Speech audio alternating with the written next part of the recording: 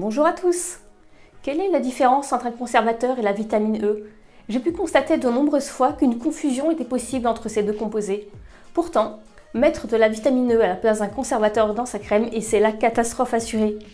Comment faire pour être sûr de ne pas ruiner tous ses efforts? Comment s'assurer que sa crème durera dans le temps et que son huile ne rancira pas au bout d'un mois? C'est ce que je vais vous expliquer dans cette vidéo.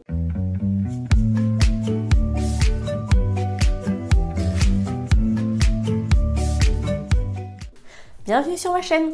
Aujourd'hui, je vais vous expliquer la grande différence entre un conservateur et la vitamine E. Je vous ai déjà parlé de la vitamine E et de ses propriétés antioxydantes dans mes dernières vidéos, mais comment ça fonctionne concrètement? Et il se passe quoi si mon huile rancit? Je vais vous parler ici d'huile végétale, mais toutes ces explications sont aussi valables pour les beurres et les cires, ça fonctionne exactement pareil. Une huile végétale est composée entre autres d'acides gras. Ce sont les fameux oméga 3, 6 et 9. Les plus connus dans la grande famille des acides gras sont l'acide oléique, qui est lui un oméga 9, l'acide linoléique, qui est lui un oméga 6, et enfin l'acide linolénique, qui est lui un oméga 3. Les huiles les plus riches en oméga 3, 6 et 9 sont les plus intéressantes pour la peau, mais sont également les plus sensibles à l'oxydation. Mais au fait, c'est quoi l'oxydation concrètement? L'oxygène présent dans l'air va dégrader au fil du temps les acides gras qui composent mon huile. Ce phénomène va être accéléré par la chaleur et la lumière. Et c'est pour ça qu'il vaut mieux conserver ces matières premières dans un endroit frais et sombre.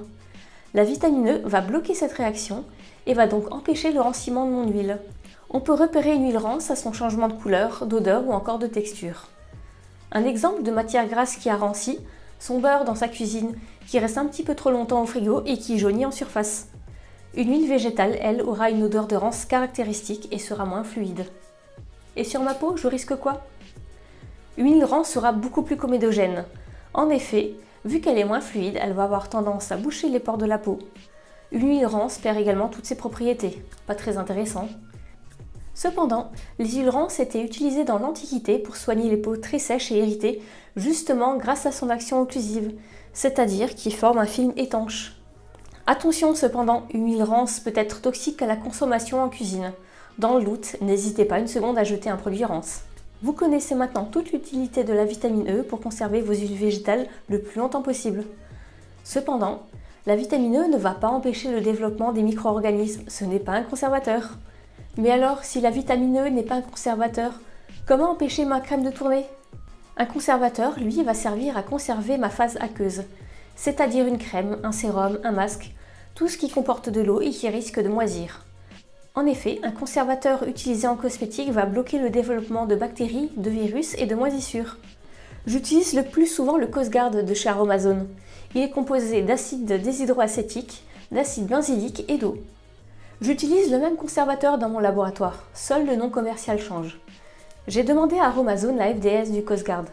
La FDS, ou fiche de données de sécurité, c'est la carte d'identité du produit. J'ai pu comparer les compositions du Cosguard et de mon conservateur et en effet, ce sont bien les mêmes. C'est parfait, je connais très bien ce conservateur, je lui fais totalement confiance. Je peux conserver des crèmes cosmétiques plus de 2 ans avec lui sans avoir de problème de contamination. De plus, le Cosguard est un des rares conservateurs validés EcoCert. L'acide déshydroacétique est biodégradable et l'acide benzylique, lui, est présent naturellement dans de nombreuses plantes et fruits comme le jasmin, l'ail ylang-ylang, ou encore l'abricot, l'amande, la pomme, le cassis. Les conservateurs donc vont empêcher le développement de virus, champignons, moisissures et levures. Avec ça, ma crème ne risque donc pas de tourner. Il y a différentes façons de vérifier l'efficacité de son conservateur. Tout d'abord, on peut effectuer un challenge test. On ajoute des contaminants à un échantillon de crème à tester et on observe si les micro-organismes se développent sur une durée de 1 mois. Un autre test, c'est de mettre un échantillon dans une cuve à 40 degrés pendant 1 mois et on regarde ensuite si des micro-organismes se sont développés.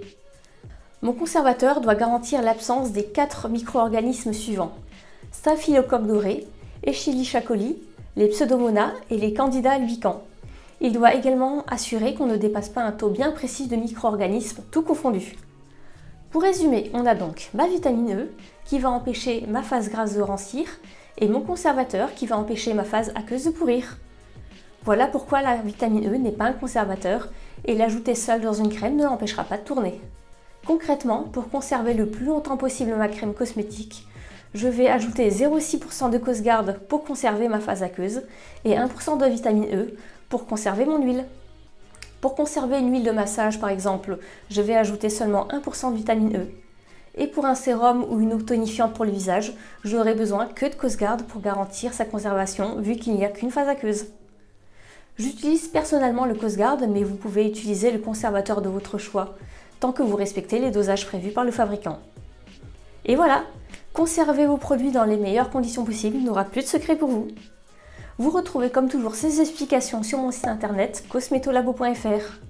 Si vous avez aimé cette vidéo, alors abonnez-vous, partagez, likez, activez les notifications, ça aidera la chaîne à se développer et je vous dis à très bientôt pour une nouvelle vidéo.